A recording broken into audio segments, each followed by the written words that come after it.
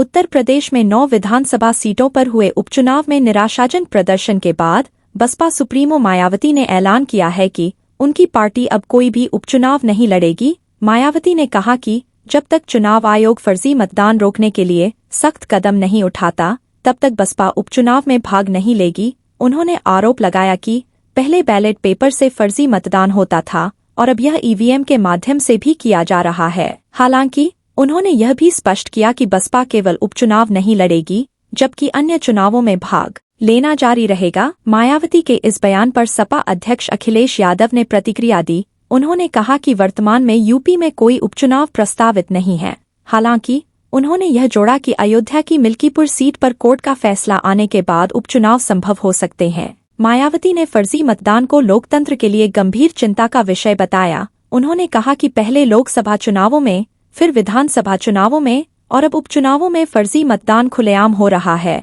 उन्होंने महाराष्ट्र विधानसभा चुनाव का उदाहरण देते हुए कहा कि वहां भी इस मुद्दे पर सवाल उठाए गए हैं, जो कि देश के लिए खतरे की घंटी है। बसपा प्रमुख ने चुनाव आयोग से मांग की है कि वह फर्जी मतदान रोकने के लिए कड़े कदम उठाए। उन्होंने कहा कि जब तक चुनाव आयोग इस दिशा में ठोस कार्रवाई नहीं करता, उनकी पार्टी उपचुनावों से दूरी बनाए रखेगी। मायावती ने इसे लोकतंत्र के स्वास्थ्य के लिए आवश्यक बताया और कहा कि पारदर्शिता और निष्पक्षता बनाए रखने के लिए फर्जी मतदान पर रोक जरूरी है। मायावती का यह बयान उन परिस्थितियों में आया है जब यूपी की राजनीति में उपचुनावों को लेकर काफी चर्चा हो रही है। सपा और भाजपा पहले से ही इन चुनावों को लेकर सक्रिय हैं, लेकिन बसपा का उपचुनाव से अलग रहना राजनीतिक विश्लेषकों के लिए चर्चा का विषय बन गया है। यह देखना दिलचस्प होगा कि बसपा का यह निर्णय आगामी चुनावी रणनीतियों और उत्तर प्रदेश की राजनीति पर क्या प्रभाव डालता है। वहीं सपा और भाजपा उपचुनावों को अपनी बढ़त का अवसर मान रही हैं,